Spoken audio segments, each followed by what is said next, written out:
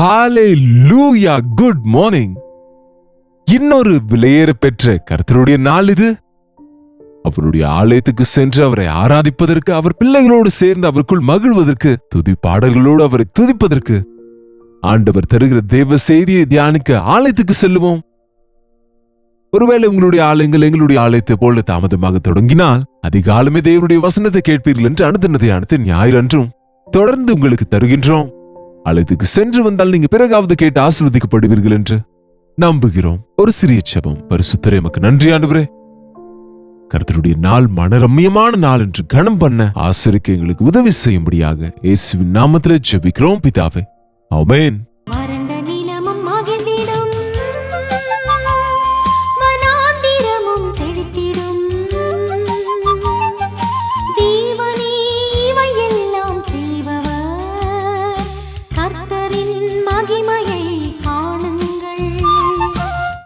தேவனுடைய வசனத்தை தனிப்பட்ட விதத்துல வாசிப்பது ரொம்ப முக்கியங்க. ஞாயிற்றுக்கிழமை என்றாலே ஆலயத்துக்கு போனாலே போதுமானது என்று அநேகர் இன்றைக்கு தனிப்பட்ட ஜெபம் அல்லது தேவனோடு தனிமையிலே செலவிடுகிற நேரம் வசனத்தை பர்சனலா அவங்க தனிப்பட்ட விதத்துல பைபிள் வாசிப்பதை விட்டு விடுவார்கள். But don't do that. ஆராதனைக்கு சென்று தேவனுடைய வசனத்தை கேட்பது ஒரு பங்கு. ஆனால் அனுதினமும் அவர் வாசலில் காத்திருந்த ஒரு வார்த்தையினாலே நம் இருதயத்தை நிரப்புவது என்பது ரொம்பவும் அவசியமா இருக்கிறது. 105வது சங்கீதம் முதல் வசனம். கர்த்தரை துதித்து அவருடைய நாமத்தை பிரஸ்தாபமாக்குங்கள், அவருடைய செய்கைகளை ஜனங்களுக்குள்ளே பிரசித்திப்படுத்துங்கள், அவரை பாடி அவரை கீர்த்தனம் பண்ணுங்கள், அவருடைய அதிசயங்களை எல்லாம் தியானித்து பேசுங்கள், அவருடைய பரிசுத்த நாமத்தை குறித்து மேன்மை பாராட்டுங்கள். எதற்கு நம்ம ஆலயத்துக்கு போகிறோம் என்றால் அவரை ஆராதிப்பதற்கு, அவருக்கு நன்றி பலிகளை செலுத்துவதற்கு. எத்தனை பேர் இன்றைக்கு ஆலயத்திற்குள் சென்று இன்றைக்கு தேவனுக்கு என் நன்றி பலிகளை செலுத்த வேண்டும், அவர் செய்த நன்மைகளின் நிமித்தம் தேவனுக்கு ஸ்தோத்திரம் செலுத்தி அவரை ஆராதிக்க வேண்டும் என்ற ஆசையோடு இருக்கிறார்கள். சங்கீதம் 100ஆம் அதிகாரத்தில், பூமியின் குடிகளே எல்லாரும் கர்த்தரை கம்பீரமாய் பாடுங்கள், மகிழ்ச்சியோட கர்த்தருக்கு ஆராதனை செய்து ஆனந்த சத்தத்தோட அவர் சந்நிதி முன் வாருங்கள், கர்த்தரே தேவன் என்று அறியுங்கள். 4ஆம் வசனம் பார்த்தால், அவர் வாசல்களில் துதியோடும் அவர் பிரகாரங்களில் புகழ்ச்சியோடும் பிரவேசித்து அவரை துதித்து அவருடைய நாமத்தை ஸ்தோத்திரியுங்கள். அவரை துதித்து அவர் நாமத்தை ஸ்தோத்திரியுங்கள். ஆலயத்துக்குள்ள போகும்போது அழுகிற முகத்தோட போக சொல்லியோ, கசந்து கொண்டு செல்ல சொல்லியோ, என்னங்க அப்போ என்ன செய்வது, ஞாயிற்றுக்கிழமை கர்த்தருடைய நாள் இல்லையா என்று ஒரு வழக்கத்திற்காக போவது சரியானது இல்லைங்க. காலையில் எழுந்திருக்கும் போது இன்றைக்கு ஞாயிற்றுக்கிழமை தேவனுடைய ஆலயம் என்று சந்தோஷத்தோடு போக சொல்லுகிறார் ஆண்டவர். சந்தோஷத்தோடு கர்த்தருடைய வேலை செய்ய சொல்லுகிறார். சந்தோஷத்தோடு கர்த்தருடைய சமூகத்துக்கு போக வேண்டும். நாம கடந்த நாட்களில் கர்த்தர் செய்த நன்மை எல்லாம் அவருக்கு சொல்ல வேண்டும் என்று தேவ சமூகத்துக்கு போகிறோம். நாம தேவனிடத்தில் எதையோ கேட்பதற்கு போகிறோம் என்பது போல சிலர் நினைக்கிறாங்க. கேட்க செல்லுவது அது வேற காரியம். கேட்பதற்கும் நினைப்பதற்கும் ஜெபிப்பதற்கும் அதிகமாய் கொடுக்கின்ற தேவனுக்கு உங்க தேவைகள் எல்லாம் சந்திக்க முடியும். அவரை கேட்டதற்கல்ல, கேட்காமலே தந்த அநேகத்து நிமித்தம் ஆண்டவரை துதிப்பதற்கு உங்க தேவைகளை குறித்து தேவனுக்கு தெரியப்படுத்துங்க, தவறொன்றுமில்லை. ஆனால் வெறும் நாம கேட்பதற்கோ அல்லது அங்க சென்றால் தான் எனக்கு சந்தோஷமா இருக்கிறது என்பது போல அல்லங்க. சந்தோஷத்தோட போக சொல்கிறாரு. அப்போ உங்க சந்தோஷம் நிறைவாகும். நன்றி செலுத்தி கொண்டு செல்லுங்கள். என்ன செய்ய வேண்டும், என்ன வேண்டும் என்று கேட்பதற்கு முன்பு என்ன செய்தார் என்பது நிமித்தம் துதியுங்கள் அவரை. இந்த வாரமெல்லாம் எப்படி தேவன் நம்மை காப்பாற்றினார் என்று அவர் செய்த நன்மைகளை நினைத்து நன்றியோடு கூட இந்த நன்றி பலிகளை செலுத்தி கொண்டு நம்ம செல்ல வேண்டும். ஞாயிற்றுக்கிழமை விருங்கையோடு போவார்கள். இன்னும் ஏதாவது கேட்டால் கூகுள் பே, போன் பே செய்தோம் இல்லையா என்று சொல்லுவாங்க. சரி, அது உங்களுக்கும் உங்க தேவனுக்கும் சம்பந்தப்பட்டது. அதை குறித்து நான் பெரிதாக பேச வேண்டிய அவசியம் இல்லை. அநேகர் நினைப்பது போல நீங்களும் கூட தேவ ஊழியத்துக்கு நீங்க தருகிற காணிக்கை ஒரு சபைக்கு தருகிறோம் என்றோ, ஒரு பாஸ்டருக்கு தருகிறோம் என்றோ நினைத்தால் உங்களுக்கு எந்த பலனும் கிடைக்காது. தேவன் உங்களுக்கு நன்மை செய்தார் என்று நம்புங்கள். தேவனுக்கு உங்களுடைய கடனை செலுத்துங்கள். தேவனுக்கு உங்க காணிக்கைகளை செலுத்துங்கள். தேவன் உங்களை ஆசீர்வதிப்பார். கொடுங்கள், உங்களுக்கு கொடுக்கப்படும். என்பதை நீங்கள் நம்புங்க. பட் தேவனுக்கு வேண்டியது உங்க உடைந்த இருதயமே, உங்க நன்றி பலிகளை செலுத்துவதும் கூட. நீங்க எவ்வளவாய் தேவனிடத்துல நன்றியோடு இருப்பீர்களோ, எவ்வளவாய் உங்க இருதயத்தை அவருக்கு தருவீர்களோ, அவர் நம் இருதயத்தை விரும்புகிறவர். நம் உதடுகள், அதிலிருந்து வருகிற துதி கீதங்கள், நன்றிகள், ஸ்தோத்திரங்கள் செலுத்துகிறவர்களாக ஆழ் மனதிலே நன்மையை பெறும்போது இருதயத்தோடு தேவனை வாயின் வார்த்தைகளாலே ஆண்டவரே பிரஸ்தாபப்படுத்துகிறவர்களா இருக்க வேண்டும். இன்னும் நாம் இங்கு 105 பார்த்தது போல தேவாலயத்துக்கு ஏன் போக வேண்டும் என்றால், அவருடைய செய்கைகளை ஜனங்களுக்குள்ளே பிரஸ்தாபப்படுத்துங்கள், அவரை குறித்து பாடி 2ஆம் வசனம் அவரை கீர்த்தனம் பண்ணுங்கள், அவருடைய அதிசயங்களை எல்லாம் தியானித்து பேசுங்கள். ஆலயத்துக்குள்ள செல்லும் போது அங்கே உரையாடும்படியாக தேவன் சொல்லுகிறார். அப்படி என்றால் இந்த வெறுமனே வீணான வார்த்தைகளை பேசுவதற்கு அல்ல நம்ம சர்ச்சுக்கு போகுது. உலக விஷயங்களை பேசிக்கொள்ள நிச்சயமா கிடையாது. ஆனால் இன்றைக்கு விசுவாசிகள் என்கிறவர்கள் கேதர் ஆகும் போது ஒருவர் பார்த்து ரொம்ப மகிழ்வாங்க. ஏனென்றால் அவர்கள் உலக சம்பந்தப்பட்ட விஷயங்களை ஷேர் பண்ணிக்கொள்ள, பேசிக்கொள்ள, சம்பாஷித்துக் கொள்ள முயற்சிக்கிறார்கள். ஆனால் பாருங்க, ஒரு பலவீனமான விசுவாசிக்கு உங்களுடைய வார்த்தைகள் உற்சாகத்தை கொடுக்கும்படியாக நீங்கள், ஒரு பிரச்சனை வழியாக போகிற ஒரு விசுவாசிக்கு நீங்கள் ஒரு மாதிரியுள்ள, ஒரு ஆறுதலுள்ள வார்த்தைகளை பேசுகிறவர்களாக பேச வேண்டும். எனக்கு ஒருவருக்கொருவர் அன்பு காண்பிக்கவும் நற்கிரியைகள் செய்யவும் ஏவும்படியாக நம்ம தேவாலயத்துக்கு செல்கிறோம். தேவனுடைய ஆலயத்துக்கு போகும்போது உங்க பக்கத்துல இருக்கிறவங்க கூட உங்களுக்கு தெரியாமல் நீங்க யாரோ ஒரு அந்நியனை போல, ஒரு வெளியால் போல வந்து ஆலயத்தை பார்த்து விட்டு போகிறவர்களாக வருஷ கணக்கில் இருந்தும் அப்படி செய்வது அநேகரிலே பார்க்கிறோம். ஆனால் அப்படி அல்ல. அது தேவன் நமக்கு தந்த குடும்பம், அது தேவ பிரசன்னம், அது தேவனுடைய ஆலயம்.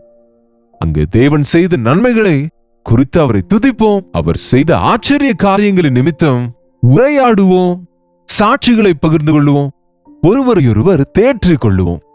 அவருடைய பரிசுத்த நாமத்தை குறித்து மேன்மை பாராட்டுங்கள். இன்னொன்று, இந்த நாட்களில் நாம் மிஸ் ஆவது என்னவென்றால், ஆலயத்துக்கு செல்லும் போது பாஸ்டர்மாருடைய பெயர்கள் ஒலித்துக் கொண்டே இருக்கும், கொயர்ல இருக்கிறவர்களுடைய சத்தம் ஒலித்துக் கொண்டே இருக்கும். எவ்வளவு நன்றாக பாடினோம், எந்த பாடல் பாடினோம், எவ்வளவு நல்லா போதித்தோம் என்ற விஷயத்தோடு நிறுத்தி விடுகிறார்கள்.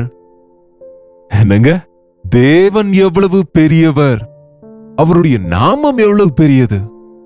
அந்த உன்னத நாமத்தை குறித்து, அந்த பெரிய நாமத்தை குறித்து திரும்ப திரும்ப திரும்ப நம்ம நினைவு கூற வேண்டும். நான் எப்பொழுதும் சொல்வதென்று, உன் தேவன் எவ்வளவு பெரியவர் என்று நீ அறிந்தால் நீ அவ்வளவு மேன்மையாய் வாழ்வாய். உன் தேவன் எவ்வளவு பலவான உனக்கு தெரிந்தால் உன்னால் அவ்வளவு பலத்தோடு வாழ முடியும். உன் தேவனுக்கு எவ்வளவு அன்பு இருக்கிறது என்று நீ உணர்ந்தால், அப்படிப்பட்ட அந்த அன்பிற்கு நீ பாத்திரனாவாய், அந்த அன்பை நீ பகிர்ந்து கொள்ளுவாய். நாம் தேட தேட தேவன் கிடைப்பாருங்க. அவருடைய உன்னதம் என்பது, அவருடைய அன்பு என்பது, அவர் கணம் என்பது, அவர் மேன்மை என்பது நான் பார்த்து முடித்து விட்டேன் என்று யாரும் சொல்ல முடியாது. அநேக முறை மோசே முகமுகமாய் தேவனோடு ஜெபத்திலே மணிக்கணக்கில், நாள் கணக்கில போவாசமிருந்து ஜெபித்து தேவன் தந்த வார்த்தைகள் எல்லாம் எழுதி கொண்டார். ஆனாலும் கூட உம்முடைய முகத்தை நான் பார்க்க வேண்டும், ஒரு முறை எனக்கு காண்பியும் என்று இன்னும் ஆசையோடு இருக்கிறவரா இருக்கிறார். இன்னும் கிட்ட பார்க்க வேண்டும், இன்னும் தெளிவாய் பார்க்க வேண்டும், இன்னும் இன்னும் உம்மை நேராக பார்க்க வேண்டும் என்ற ஆசையை பாருங்க. ஏனென்றால் பாருங்க, அவருடைய அழகு அவ்வளவு சிறந்தது, அவருக்குள்ள இருக்கிற வல்லமை அவ்வளவு பெரியது. நீங்க எவ்வளவாய் தேவனை தேடுவீர்களோ அவ்வளவாய் அவரை கண்டுகொள்வீர்கள்.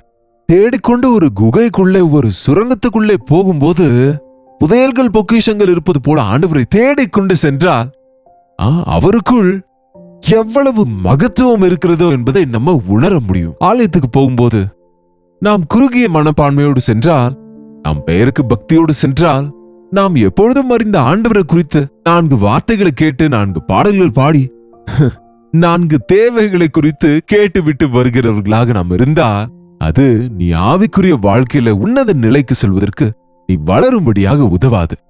அதனால்தான் நன்றியோடு ஆண்டவரிடத்துக்கு செல்வோம், அவர் ஆச்சரிய காரியங்களை ஷேர் பண்ணி கொள்ளுவோம், அவருடைய நாமத்தை குறித்து, அவர் நாமத்தை குறித்து மேன்மை பாராட்டுவோம், அவருடைய நாமத்தை பிரஸ்தாபமாக்குவோம், அறிவிக்க வேண்டும், தேவன் செய்த நன்மைகளை குறித்து சொல்ல வேண்டும். ஞாயிற்றுக்கிழமை ஆலயத்துக்கு போகிற அனைவரும் நாள் முழுவதும் நீங்க என்ன செய்கிறீங்க சொல்லுங்க? சர்ச்சுக்கு சென்று வந்து விட்டோம் என்று திரும்ப நியூஸ் பேப்பர் பிடித்துக் கொண்டு, வாட்ஸ்அப் பார்த்து கொண்டு, அல்லது செல்போன் பார்த்து கொண்டு, அல்லது டிவி பார்த்து கொண்டு அல்லது நண்பர்கள் உறவினர் வீடுகளுக்கு சென்று அல்லது ஷாப்பிங் சென்று நீங்க செலவிட்டால் கர்த்தருடைய நாளை கனம் பண்ணியபடி அல்லங்க. கர்த்தருடைய ஆலயத்துக்கு செல்லும் போது ஆராதனை செய்வது அது மாத்திரம் அல்ல, தேவனை துதிப்பது மாத்திரம் அல்ல, திரும்பவும் வசனத்தை தியானிக்க வேண்டும். சாயங்காலம் குறைந்தபட்சம் திரும்ப அந்த வசனத்தை மற்றவர்களுக்கு அறிவிக்க வேண்டும். எங்களுடைய சபையிலே மாலை 6-7 வரைக்கும் ஆராதனைகள் நடந்து கொண்டிருக்கும். ஆனாலும் திரும்ப சென்னையில் இருக்கிற அநேக இடங்களில் ஒரு சிறிய வீதிகளில் நடக்கும் வீடுகளில் நடக்கும் மீட்டிங்ஸ்க்கு எங்க சகோதரர் சென்று திரும்ப அங்கிருக்கிறவர்களை ஒன்று சேர்த்து 1 மணி 2 மணி நேரங்கள் அங்க ஆராதனைகள் திரும்ப நடத்தி கொண்டிருக்கிறோம். ஏனென்றால் எல்லாரும் ஆலயத்துக்கு வருகிற போதும் ஒரு சிலர் வருவதில்லை. ஆலயத்தில் நான் பலப்பட்டு இருந்தாலும் அந்த பலப்பட்ட விஷயத்தை அறியாதவர்களுக்கு தெரிவிக்கிற வேலையிலும் நான் இருப்பது. எவ்வளவாய் தனிப்பட்ட விதத்தில் தேவனை நாம் ஆராதிக்கிறோமோ அவ்வளவாய் தேவனுடைய வேலையை செய்வதும் நம்முடைய கடமையா இருக்கிறது. உங்களுடைய நேரத்தை பிரயோஜனப்படுத்திக் கொள்ளுங்கள். கர்த்தருடைய நாளில் கர்த்தருடைய வேலைகள் மாத்திரமே பின்பற்ற வேண்டும். கர்த்தரையே தியானிக்க வேண்டும். ஆண்டவரையே துதியுங்கள். அவருடைய வசனத்தையே தியானியுங்கள். கர்த்தருடைய சமூகத்தில் ஜெபியுங்கள். இன்னும் அநேகருக்காய் விண்ணப்பம் செய்வதை பழக்கப்படுத்திக் கொள்ளுங்கள். தேவனுடைய ஆலயத்திலே நிறைவான மகிழ்ச்சி இருக்கிறது. தேவனுடைய ஆலயத்திலே நித்திய பேரின்பங்களும் உண்டு. தேவனுடைய ஆலயத்துக்குள்ளே நீங்க செல்லும் பொழுது நீங்கள் அவருடைய மகிமையிலே நீங்க மூழ்கி போவீர்களாகவே உங்களுக்கு ஒரு விடுதலை கிடைக்கும். உங்களுக்கு ஒரு சுதந்திரம் கிடைக்கும். ஒரு மகிழ்ச்சி உண்டாகும். ஒரு திருப்தி கிடைக்கும். ஒரு தைரியம் வரும்.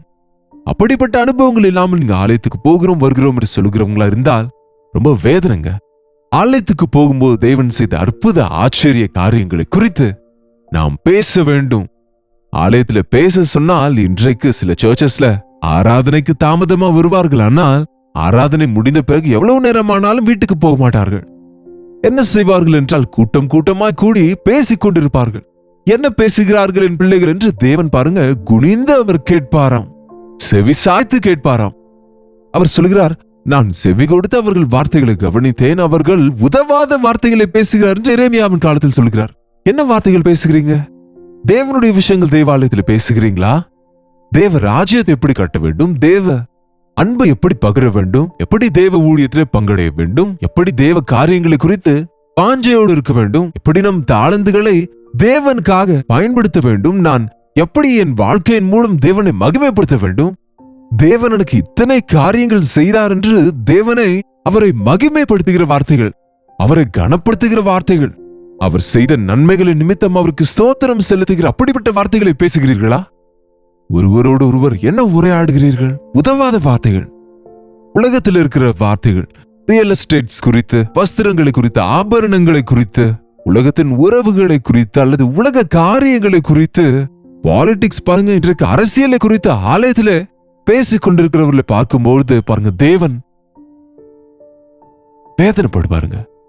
அவருடைய பக்தர்கள் பேசுகையிலே அவர்கள் பேசுகிற வார்த்தைகள் ஆண்டவரை கனம் பண்ணுவதா இருந்தா அவருடைய நாமத்தை மகிமைப்படுத்துகிறவைகள். ஆனால் அந்த நீதிமான்களின் வார்த்தைகளை தேவன் எழுதி வைப்பாராம், நோட் செய்து கொள்வாராம். அவைகள் வருகிற சந்ததிக்கு ஆசீர்வாதமா இருக்கும்படி, தேவனுக்கு மகிமை உண்டாகும்படி நாம் பேசுகிற வார்த்தைகள் பிரயோஜனம் உள்ளவைகளா இருக்க வேண்டும் என்று, தேவனுக்கே எல்லா கனமும் மகிமையும் கொடுக்கிறவைகளாக இருக்க வேண்டும் என்று தேவன் விரும்புகிறார். நாம் ஒரு போதகரை புகழ்வதோ, ஒரு பாடலை குறித்து பெருமையாய் பேசுவதோ, அல்லது உலக சம்பந்தமான நம்ம சர்ச்சில் இருக்கிற லைவ் நல்லா இருக்கு என்று நினைப்பதோ, பேக்ரவுண்ட் நல்லா இருக்கு அல்லது லைட்டிங் நல்லா இருக்கு என்று நினைப்பதோ, சவுண்ட் ரொம்ப எஃபெக்டிவா இருக்கு என்று சொல்வதோ, இப்படிப்பட்ட வார்த்தைகள் தான் பேசுகிறோமே தவிர, ஒரு நல்ல லைட்டிங் மூலம், நல்ல சவுண்ட் மூலம், நல்ல பேக்ரவுண்ட் மூலம், ஒரு நல்லபடியான அப்பியரன்ஸ் மூலம் ஆத்துமாக்களை கர்த்தருக்காக ஆதாயப்படுத்த வேண்டும் என்ற நோக்கத்தை நாம் மறந்துவிட்டால், எப்படியாகிலும் சிலரை சம்பாதிக்க வேண்டும் என்கிற நோக்கத்தோடு பரிபூரணமான தேவனை நாம் பரிபூரணமாக காண்பிக்க வேண்டும், எல்லா விஷயத்திலும் பெர்ஃபெக்டா இருக்க வேண்டும் என்கின்ற நோக்கம் இல்லாதிருந்தால் பிரயோஜனம் இல்லைங்க. உங்கள் பரமபிதா பரிபூர்ணரா இருப்பது போல நீங்களும் பரிபூர்ணரா இருங்கள். உங்கள் பரலோக பிதா பரிசுத்தரா இருப்பது போல் நீங்களும் எல்லா நடத்தையிலும் பரிசுத்தராக இருங்கள் என்கிறார். உங்கள் பரமபிதா இரக்கமுள்ளவராய் இருப்பது போல் நீங்களும் இரக்கமுள்ளவர்களாயிருங்கள். அழைத்துக்கு செல்லும் போது அவர் இரக்கத்தை, அவர் பரிசுத்தத்தை, அவர் பரிபூரணத்தை, அவர் வல்லமையை, அவர் மகிமையை, அவருடைய அன்பை நாம அனுபவிக்க வேண்டும், நம்முடைய வாழ்க்கையில காண்பிக்க வேண்டும். ஜெபிப்போமா. பரிசுத்தரே, உமக்கு நன்றி ஆண்டவரே.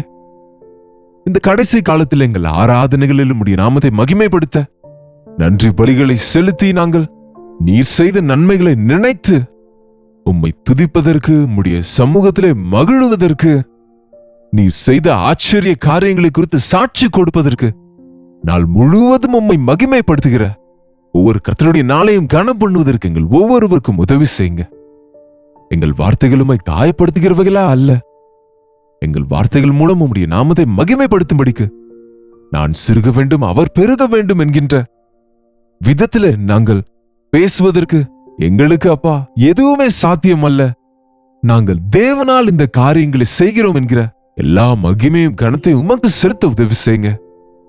கிருபை காண்பீங்க.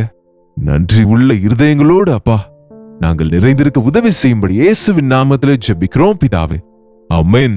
நம்முடைய பிதாவாகிய தேவனுடைய அன்பும் குமாரனாகிய இயேசு கிறிஸ்துவின் கிருபையும் பரிசுத்த ஆவியானவருடைய அந்யோன்யமும் ஐக்கியமும் கூடி வந்திருக்கிற நம் அனைவருக்கும் இப்பொழுதும் சதா காலமும் துணையாயிருப்பதாக, ஆமென். தேவனுக்கு ஸ்தோத்திரம். உங்களுடைய ஜெப விண்ணப்பங்களை பாருங்கள் எங்களுக்கு நீங்க தெரியப்படுத்துவதற்கு 8939801234 ஒரு டெக்ஸ்ட் அல்லது வாய்ஸ் மெசேஜ் மூலம் வாட்ஸ்அப் அனுப்புங்க. உங்க பட்சத்துல ஜெபிக்கிறோம். தேவன் நிச்சயமாய் உங்களுக்கு பதில் தருவார். நீங்களும் கூட ஜெபியுங்க. கர்த்தருடைய சமூகத்திலே மகிழுங்கள். இந்த நாள் முழுவதும் தேவனுக்காக வாழுங்கள். தேவனை மகிமைப்படுத்துங்கள். கர்த்தருக்கு சித்தமானால் கல்வாரி சபையில நடக்கிற தமிழ் ஆராதனை உங்களுக்கு கம்யூனிட்டி போஸ்ட்ல லிங்க் ஷேர் செய்யப்படும். நீங்களும் பார்த்து ஆசீர்வதிக்கப்படுங்க. கர்த்தருக்கு சித்தமானால் மீண்டும் உங்களை நாளைக்கு நான் சந்திக்கிறேன். அதுவரை கர்த்தருடைய கிருபை உங்களுக்கு துணையாக இருப்பதாக.